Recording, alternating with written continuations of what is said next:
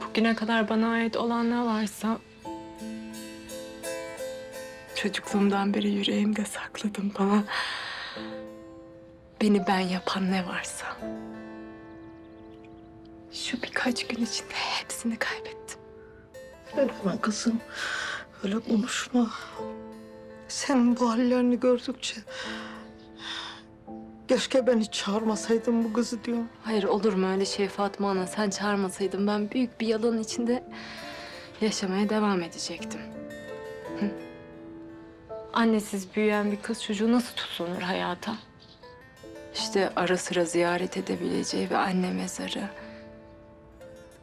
Bir de babasının varlığı. Ama meğer ben annem diye boş bir mezara, babam diye de bir yabancıya sarılmışım. Deme kızım deme öyle. Sende çok emeği vardır yavrum. Üzerinde hakkı olana yabancı deme. Peki benim hakkım? Yalanlar üzerine kurulmuş bir hayatı hak edecek ne yaptım ben? Öyle konuşma kızım. Şerdir. Şer sanırsın hayır doğar yavrum. Bilemeyin biz. Fatma'na bir şey soracağım. Ama lütfen kızma bana. Sor kızım kızma. Sen annemin mezarını bana gösterdiğinde... babamla ilgili gerçeği neden sakladın benden? Hı? Tek seferde öğrenirdim. Daha kolay gelirdi bana Fatma Ana. Bela bana düşmezdi. Babayla kızın arasına girmek yakışık almaz yavrum. Dahası her hakikatin bir vakti vardır. Her doğru, her zaman, her yerde konuşulmaz kızım. Neden şimdi? Lütfen. Açık açık konuş benimle artık lütfen. Gel ben, gel bakalım. Gel kızım, gel. Gel şöyle. Bak bakayım şimdi. Ne görüyorsun?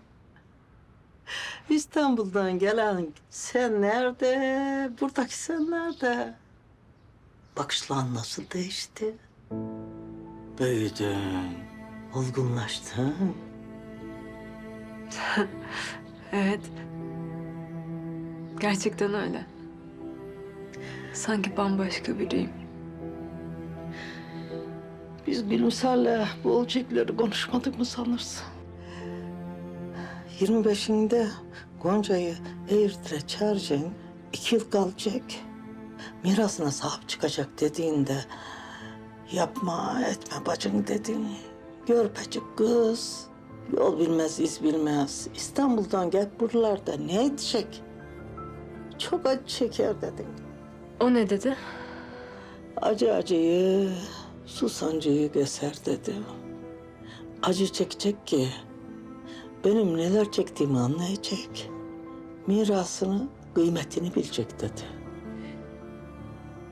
Ne yaşadı anne? Neydi o acılar? Gel biz şöyle bir oturalım mı seninle kızım? Gel. Gel kızım. Gel yavrum bir otur şöyle. Oh.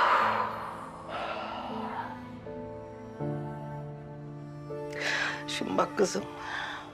Ben sana bir şeyler anlatacağım. Sonra artık sen de hiçbir şey eskisi gibi olmayacak. Ha? Hazır mısın sen buna? Hazırım. Dinliyorum. Bir vakitler Gülümser birine sevdalandı. Böyle Mehmet adında kara yaz bir delikanlı.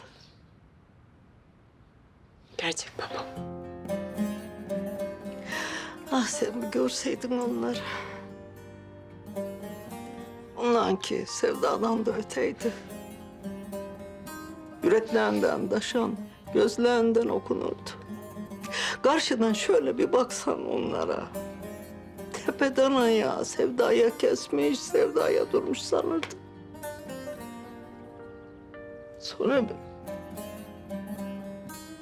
Sonra bir gün evlilik için kabulleştikleri günün öncesinde Mehmet birden ortadan kayboluverdi. Sırlara karıştı sanki. Bir daha onu ne gören oldu ne duyan. Annemi terk etti yani. Yok, Mehmet öyle biri değildi kızım. Ama insanoğlu çiğ süt emmiş belli mi olur? O zaman ben evlilik dışı bir ilişkiden mi doğdum? Allah merhametinden, affediciliğinden sual olmaz kızım. Bildiğin var, bilmediğin var. Gördüğün var, görmediğin var. Duydun, öğrendin artık kızım. Bundan sonrasında senin yapacağın kendi hayatına bakmak. Olur mu güzel kızım?